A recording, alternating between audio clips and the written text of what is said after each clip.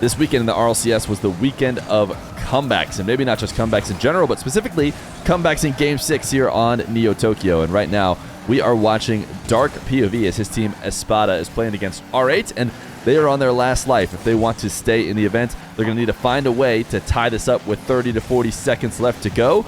But before we get to the madness that was Dark and his team in this game, I want to remind you guys that we are on the race to 100,000 subscribers. And so if you could contribute to that race, and so we can get there before the end of the year, please subscribe.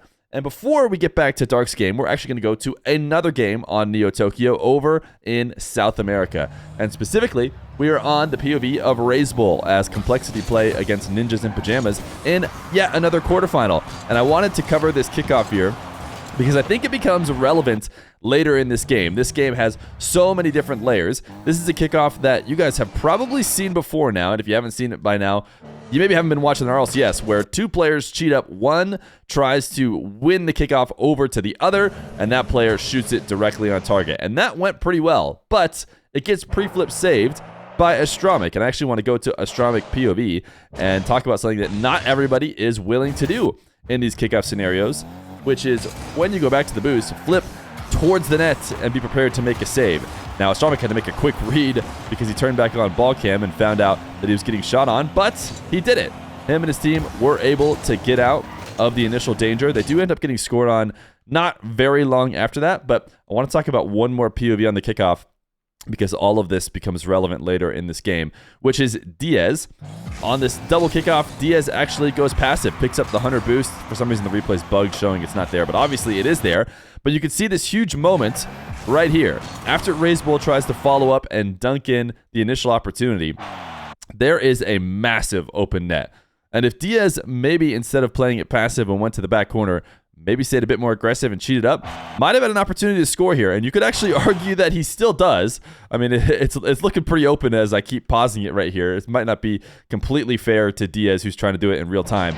But he ends up putting it to the left side of the net. He's probably trying to avoid Knight. He's thinking, okay, top left. No way Knight saves that. But unfortunately, that plays it into Swift, who had recovered at this point and was able to deny it into the crossbar. And somehow, some way, Diaz doesn't dunk it in either, which looks even crazier in slow-mo. But that was a decision Complexity made, and it becomes important because of the decisions that Ninjas in Pyjamas make later. But instead of watching out this whole replay, we are going to jump to a pogo shot that was not scored by Dark, but was scored by somebody in this game. Now that we're past the chaos of the initial kickoff that we had to cover there real quick, we are on Knight POV as he finds himself down against Complexity 2-1. Now, the series score is also 3-2 in favor of Complexity. So what that means is if Complexity is able to finish out this game, then Ninjas in Pyjamas will be eliminated, tied for 5th in the quarterfinal, and Complexity will stay alive. Something that they really need to do, considering they did not make it to the grand final in the previous regional. And if Complexity wants to be that number 2 seed for Sam, then you're going to have to get there. You got to make it to grand finals, essentially. And Furia seems to be on track to doing that because they're winning every regional. They're not just making grand finals, but they are winning every regional. So that is the context of Ninjas in Pyjamas against Complexity. You guys are probably a bit more aware of Complexity, I would imagine, because as 1v1ers, you're probably into Diaz and excited to see him succeed. But this is a very strong team in Ninjas in Pyjamas with Swift, a guy who you maybe also have seen play 1v1s, but also Knight. This dude who was able to hit this nasty pogo starting from the back corner. Not only is Knight and Swift very good, but Astramic is like the legend of the game over there in Sam, who's been there forever. I mean, I don't know if JNaps is the right correlation, maybe Garrett G, but Astramic has been picking up players for a long time and getting great results. But Knight hitting this pogo. I want to watch it from a couple different players' POV. We got to see Knight. We'll watch CRR as Diaz was trying to start a dribble himself. CRR thought he could challenge here, but it pops over the top of him. And then one last look on Raz Bowl POV as well, because I'm sure he felt like he was last back and prepared for this. He grabs the back corner boost. He sees Knight falling to the ground, and he just does not expect this good of a shot. And you can see that, you know, maybe if he did, he double jumps quickly and gets up to make that touch. But you really, in real time, you can't overstate, you know, how impressive and unorthodox this shot is. And that's why Raz Bowl isn't really ready to make that decision making. By the time he realizes it's too late. And Knight is able to tie it up. But we're going to jump farther into the game for the next bit. We're on Raz POV, and the score is now 3-2. Complexity very close to finishing off this series, and with Raz launching this one into the net with no defenders, 13 seconds left to go. Surely the game is just fully over, but now it is time to talk about this kickoff that ends up getting them their third goal. And that, of course, them being Ninjas in Pyjamas. They also run the double kickoff that we talked about before. We're in essentially the same exact kickoff situation. I think Diaz might have been slightly to the left instead of right. But you see, Knight cheats up. Astromik is ready to take the immediate shot. He actually gets there a bit late and puts it off target. But Swift, who is in the position of Diaz from the previous kickoff, instead of going defensive, he knows they need 2 goals. There's no reason to go back and pick up boost. I need to stay on the ball. And he is able to quickly follow it up and shoot it over the top of Diaz to score the first goal. And I actually don't remember whether or not Diaz turned back defensively. Certainly, with this much time left on the clock, you would hope that he did. But he does take the long trip to this corner boost, and he does turn defensively, even wall dashes a bit to get going, but it's too late. Swift was too quick, and now we are into another kickoff play. We'll hop into a Ninjas in Pyjamas POV for this one with 10 seconds left to go. Astromik tries to lose the kickoff directly into Knight, it would seem, but Swift makes sure to stay around, pops the ball up to Astromik, who goes to the ceiling. Knight is able to win a 50, and Astromik drops it in with a second left to go. 1 second left to go. This team had 13 seconds to get 2 goals. If they didn't, they're going to be eliminated from the event, and yet they managed to do so, and they go to overtime, and you could probably guess how overtime ends. We aren't going to cover the full minute of overtime, but we are on Astromik POV as we are a minute and 8 seconds in, and the long shot booms over the top of everybody and into the net for the 5th goal, and Ninjas in Pyjamas do take game number 6, which means they force game 7, and the comeback was real. They end up winning in game 7, and not only that, not only do they end up winning in game 7 in this quarterfinal, but they then go on to win the entire event. Not only do they beat Complexity, they end up beating Team Secret, who made the grand final in the last regional, and then they beat Furia, something that basically no one was doing, and end up winning the entire event when they were this close to being eliminated in the quarterfinals. So thought this was a huge bit that we had to cover. Now we are going to hop over to NA. I decided for the North American shot to look, we should go to the one that was on Neo Tokyo. There was another nice shot by Daniel, but it was very similar to one that Dark hit in the video we already covered, and why not keep the theme of Neo Tokyo close games. Now, this is an overtime between Dignitas and Space Station Gaming, as Dignitas try and bounce back from an event in which they did not even qualify for the top 16. Now, lots of stuff is going on about not qualifying for the top 16 right now with KC, and I don't know if we're going to get into that in this video. We might have to talk about it a little bit later because it is huge news. But for now, let's focus on what happened in the top 16s that were played this weekend, which would be Sam, which we just covered, and now North America, and then we'll finish with Mina. So North America saw Space Station doing well again. Dignitas making it into the top 8, but Space Station ultimately getting to that grand final. It was really just news that Gen G lost to OG. Gen G lost to OG in the quarterfinals, which maybe, puts them at risk of potentially not making a major, but I think they're still on track. I think it's going to be clearly G2 and Gen G. It seems like Space Station is a clear 3rd, and now maybe OG is actually that clear 4th. In the meantime, I'm sure you guys saw we covered all of M80 and what happened with them, which is that they look like the best team in the world when they're playing in Swiss, and yet somehow they can never, ever win a quarterfinal. Now, if they could break through that barrier and make it in past the quarterfinal, they're showing basically that they could win the whole event. I mean, they're showing that they could beat all the best teams. So if they can play anything like that, like they do on Friday in the later days, they could also be going to the main event, I shouldn't say the main event, the major, in place of maybe OG's spot. I think that's probably the most questionable spot right now, as SSG. Gen G and G2 all seem to be very solidly in.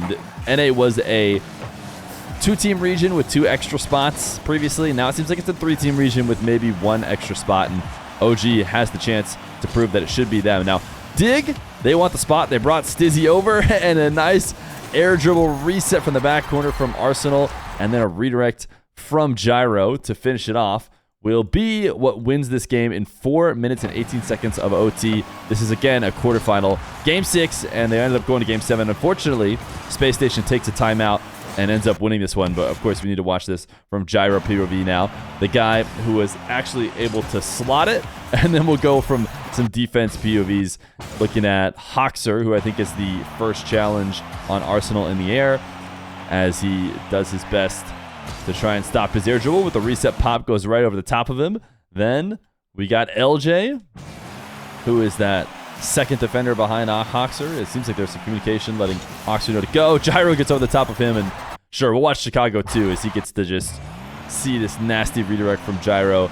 Thought for sure his teammates would have it handled. No reason he should ever be pre-jumping there, but Gyro just happens to be the man, and that is the story in North America. G2 ended up winning the regional. G2, Gen G, then Space Station, because they do end up winning this game despite the fact that the Gyro Dignitas, in place of Evo, looks a little bit better. I don't know if they're really going to be making top 4. If you ask me, it's between maybe OG and I guess Cloud9, who was able to make a top 4 as well. But I think M80 can do it, right? Anyways, let's go to Mina. Now, before we head back to the dark match, it is worth covering this nice twin play as Raz is going to be scoring this first goal. This is not the goal we're talking about. It's the goal that comes next.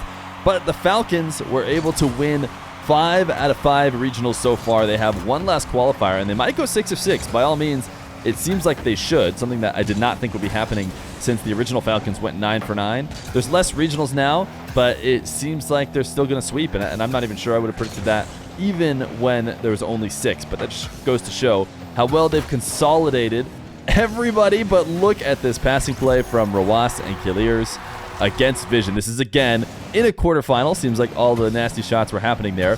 But Raz, he jumps to chip this one up, has his twin brother upfield. But the big part about it is he leans away to not allow Tahlim to bump him, and then pulls back to the ball. We saw this with Vatira. This one was actually a little bit less close than the Vatira one from last RLCS shots that make you blank, but still pretty impressive. And I think if we fully zoom in here, we can get a decent idea of whether or not Raz absolutely had to do this or not. Tahlim, yeah, I think he did. I mean, if he stays even more horizontal, he's going to end up clipping him.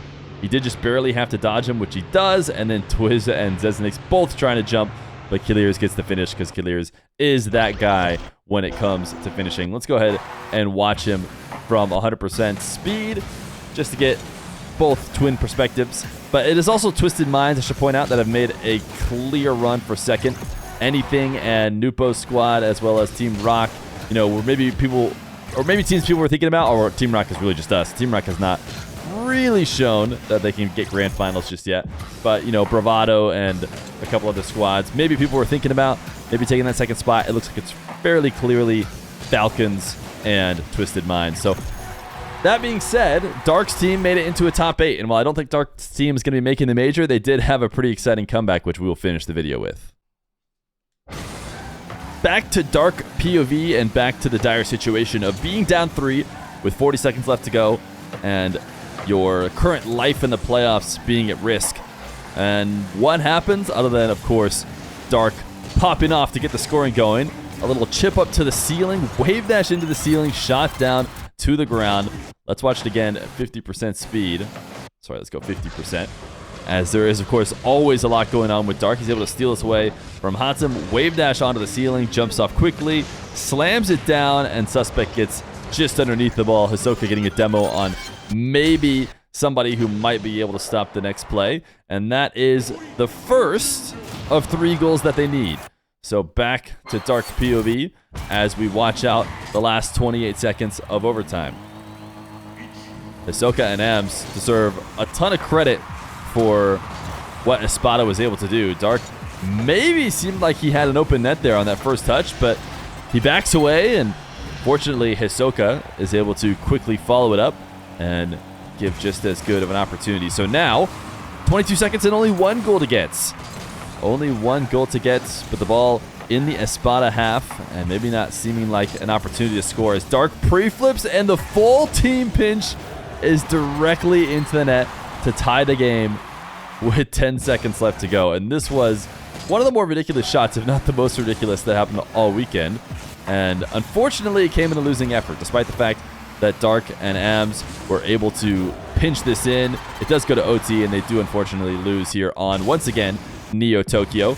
But we'll go slow-mo on Dark, because we watched this slow-mo on stream, for anybody else who is able to watch it on stream.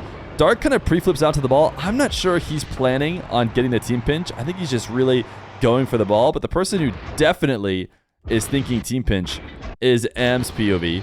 If we watch his POV at this ultra slow-mo as well. Let's watch it full speed first. It's a better idea. It's better to get a read on how these guys play full speed. But you see AMS jumping, thinking about the clear, and then adjust to Dark in the air, recognizing that whether he was planning on doing that originally, he can now. Dark is up, and he can just guide the ball right off the top on the pinch.